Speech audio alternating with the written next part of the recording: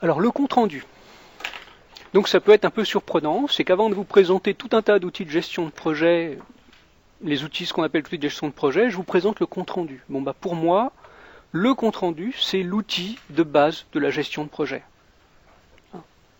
Et donc, je vous propose qu'on regarde ensemble le contenu et puis je vous donnerai quelques conseils pour faire un compte-rendu efficace. Alors, voici un exemple de compte-rendu. Donc c'est une trame de compte-rendu réduite en fait à son contenu essentiel. Donc vous reconnaissez ici la présentation du type de réunion. Donc est-ce qu'il s'agissait d'une réunion de chantier? Est-ce qu'il s'agit d'une réunion d'avancement?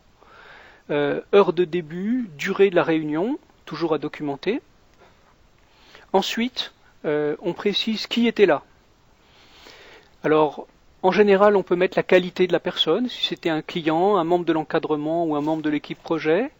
Et puis, il y a souvent un petit détail qu'on ajoute ici. Les personnes qui sont là, les personnes qui sont en retard, pour bien les pointer, et les personnes qui ne sont pas venues mais qui l'ont dit, et les personnes qui ne sont pas venues et qui n'ont pas prévenu. Donc là, ça fait beaucoup pour la crédibilité d'une réunion d'avoir la personne qui a séché la réunion avec écrit en gros, pas présent, non excusé. Et n'oubliez pas, quand on fait des réunions, on est là pour bosser. Donc quand vous avez une personne dont vous avez besoin qui ne se pointe pas, vous ne laissez pas passer. Sinon, c'est que vous n'êtes pas sérieux et donc votre gestion de projet n'est pas bonne. Derrière, vous avez la liste de diffusion. Donc typiquement, c'est une mailing ou la liste des gens auxquels vous allez envoyer ce compte-rendu. Ici, vous avez l'ordre du jour. Donc l'ordre du jour, c'est les points qu'il y avait à traiter. Le suivi des actions précédentes, je reviendrai dessus. Les informations échangées. Et puis les décisions avec les actions. Alors les décisions, il n'y a pas besoin, quand on prend une décision, forcément de détailler. Par contre, sur les actions, rappelez-vous, caméra. Donc vous avez ici la description de ce qu'il y a à faire, une description précise, le livrable et à une date donnée. Vous avez un responsable, parce que chaque tâche doit avoir un responsable, et un délai. Alors on reviendra un peu sur le détail de tout ça. Alors ce sur quoi je voudrais insister, c'est tout d'abord, le premier point, c'est qu'on commence une réunion par le suivi de ce qu'on avait prévu de faire lors de la réunion précédente. On est d'accord, quand on se fixe des objectifs, après derrière, on vérifie qu'ils ont été effectivement atteints. Deuxième point, la date de la prochaine réunion, quand on est bien organisé, on la fixe pendant la réunion précédente. Ça va beaucoup plus vite, tout le monde sort son agenda et tac, on fixe la date. Voilà, donc ça c'est un compte-rendu de base. Alors, quelques modèles de compte-rendu, vous pouvez les télécharger en cliquant sur ces liens. Donc c'est des modèles tout faits, en .doc, en format Google Doc. Et donc il suffit de cliquer pour les récupérer. Alors bien entendu, ensuite le modèle de compte-rendu, on l'adapte. Alors il y a d'autres manières de faire des comptes-rendus de réunion, c'est d'utiliser du mind mapping. Donc sur mon site, vous trouverez un cours sur ce thème du mind mapping. L'avantage, c'est que ça permet de prendre des notes pendant la réunion. Donc quand vous faites la réunion, vous ne faites pas le compte-rendu après la réunion, vous faites le compte-rendu pendant la réunion. Donc concrètement, vous faites votre réunion, le secrétaire, il a un ordinateur qui est relié à un vidéoprojecteur, et pendant la réunion, il tape le compte-rendu. Et si tout va bien, à la fin de la réunion, tout est plié, on envoie le mail, et c'est parti. Il reste 2 jours pour approuver ou désapprouver, mais c'est bon. Donc voilà, ça c'est une carte au format FreeMind faite avec un petit logiciel open source qui s'appelle FreePlan. Et donc c'est extrêmement pratique cet outil.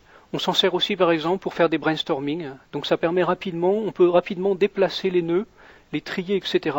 Donc avec ça, vous faites votre compte rendu de réunion, vous traitez les sujets très rapidement.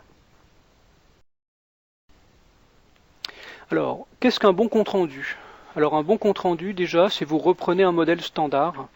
Donc typiquement, pour votre projet, vous avez un modèle avec le logo du projet et qui est numéroté et daté. Deuxièmement, les objectifs sont bien fichus. Donc ça veut dire que le minimum, c'est ce qu'on appelle le pilote action délai. C'est-à-dire pour chaque objectif, il y a un pilote, une action à faire et un délai de livraison. Si on veut faire un tableau d'objectifs mieux fait, qu'est-ce qu'on va mettre dessus? On va mettre quelque chose pour vérifier le livrable, c'est-à-dire que ce n'est pas la même personne qui fait le travail et qui vérifie. Donc par exemple, quand vous avez des tâches de codage, il faut savoir que derrière, en réalité, il faut avoir une personne qui vérifie que ça tourne et qui fait ce qu'on appelle de l'assurance qualité. Mais pour bien faire les choses, il ne faut pas que ce soit la même personne qui fait et la personne qui teste. Donc, il faut une personne qui valide, qui est différente de la personne qui fait. Le suivi, donc n'oubliez pas, pour être sérieux, la première chose qu'on fait dans une réunion, c'est qu'on reprend le tableau des objectifs de la réunion précédente et on le balaye ensemble. Pour voir qu'est-ce qui a été fait, qu'est-ce qui va être présenté et qu'est-ce qui n'a pas été fait. Et si ça n'a pas été fait, il ne faut pas le mettre sous le tapis. Ensuite, il ne faut pas traîner. Donc moi, de mon point de vue, un compte-rendu de réunion se fait pendant la réunion. S'il vous faut plus de 48 heures pour envoyer le compte-rendu, c'est vraiment mauvais. Ça veut dire que les gens auront oublié ce qu'on a dit et donc il est vraiment trop tard. Donc il faut être rapide. Et bien sûr, les absents doivent être en copie. Alors, un point à noter, c'est l'approbation. Alors, quand vous faites un compte-rendu, ça veut dire que vous dites noir sur blanc, voilà ce qu'on a décidé. Voilà qui va faire ça, à tel moment. Donc c'est important. Et donc, en général, on dit, voilà, vous relisez le compte-rendu, et si vous n'êtes pas d'accord, vous le dites. Et on modifie à ce moment-là le compte-rendu. On fait ce qu'on appelle les amendements. Alors le problème, c'est que si vous demandez aux gens s'ils sont d'accord, il y en a qui ne répondent pas. Donc vous ne savez jamais s'ils sont d'accord et à quel moment vos objectifs sont OK. Donc en général, on leur demande s'ils ne sont pas d'accord. Donc en gros, l'idée, c'est si vous dites rien sous 2 jours, ça veut dire que vous êtes d'accord. Et comme ça, dans 2 jours, vous pouvez envoyer le compte-rendu définitif. Et c'est bouclé.